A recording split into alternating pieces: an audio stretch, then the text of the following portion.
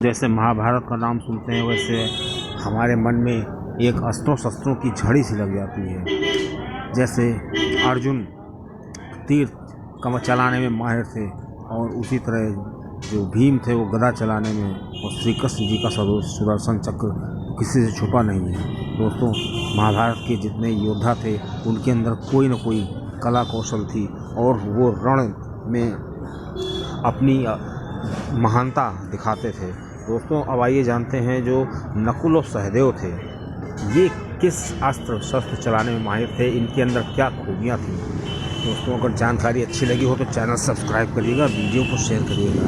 दोस्तों, जब राजा पांडु की मृत्यु हुई तो राजा पांडु ये चाहते थे कि हमारा मृत शरीर हमारे पुत्र खाएं। दोस्तों, कुछ मान्यताओं के अनुसार राजा पांडु का मृत शरीर पांचों भाइयों ने खाया था, लेकिन कुछ मान्यता के अनुसार राजा पांडु का जो शरीर था उसका जो मुख्य भाग जो सर था उसको केवल सहदेव ने खाया था।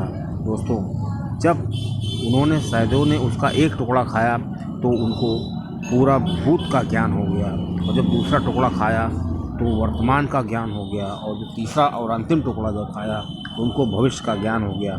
इस प्रकार जो नकुल थे तो वो भूत भविष्य सहदेव जी इसके ज्ञाता थे। अब दोस्तों, बात आती है कि जब वो जानते थे तो उन्होंने जो महाभारत युद्ध था उसका परिणाम पहले क्यों नहीं बता दिया। दोस्तों, ऐसा करने से श्री कृष्ण जी ने उनको मना किया था। श्री कृष्ण जी ने वार्निंग दी थी, अगर तुम किसी को भी युद्ध का परिणाम बताओगे तो तुम्हारी मृत्यु हो जाएगी। इसलिए जो सहदेव जी थे वो सब कुछ जानते हुए भी बिल्कुल मूक दर्शक बने रहे।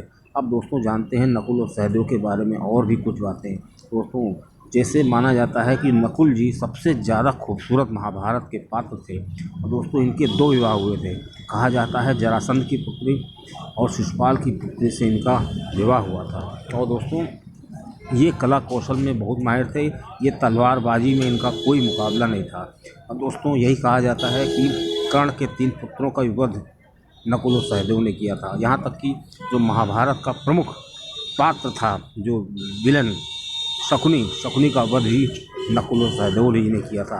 और दोस्तों, ये माद्री के पुत्र थे, और जो सहदेव जी थे वो बहुत ही अच्छे ये घुड़सवार घोड़े को पालने का इनका शौक़ था, और ये बहुत अच्छे चिकित्सक भी थे, और बहुत कम लोग इस चीज़ को जानते हैं। और दोस्तों, नकुल सहदेव दोनों लोग जो थे कुछ ऐसे अस्त्रों को जानते थे जिनके बारे में महाभारत में बहुत कम चर्चा मिलती है। दोस्तों, ये एक आता है फरसा, जैसे एक चाकू होता है ना, उस तरह के यंत्र को ये चलाने में बहुत ही माहिर थे। जैसे परशुराम जी के पास वो यंत्र रहता है, चाकू की तरह होता है, फेंक के मारा जाता है, उसको हाथ से ही मार सकते हैं। दोस्तों, ये लोग जो हैं कई तरह के अस्त्रों शस्त्रों के बारे में जानते थे। यहाँ तक कि नकुल जी को गाय चराने का, गाय को पालने का बहुत शौक़ था। इसी तरह सहदेव जी को घोड़े पालने का बहुत शौक़ था। और दोस्तों, ये लोग जो हैं जो अस्त्र होते हैं, ये कुछ अस्त्र होते हैं जो फेंक के मारे जाते हैं, कुछ अस्त्र ऐसे होते हैं जो हाथ से चलाए जाते हैं, और कुछ अस्त्र ऐसे होते हैं जो हाथ से भी चलाए जाते हैं और फेंक के भी मारे जा सकते हैं, और कुछ अस्त्र ऐसे होते हैं जो किसी शस्त्र पर रख करके चलाया जाता है, जैसे तीर। दोस्तों, ये जो नकुल और सहदेव थे ये दोनों लोग हाथ से चलाने वाले जो अस्त्र होते हैं या हाथ से जो फेंकने वाले अस्त्र होते हैं इनमें बहुत माहिर थे।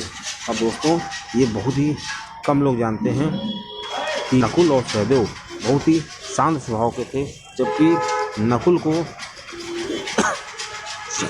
काफ़ी ज्ञान था, और ये जब स्वर्ग की तरफ जा रहे थे तो नकुल सहदेव दोनों लोग स्वर्ग के रास्ते में पीछे क्यों रह गए थे।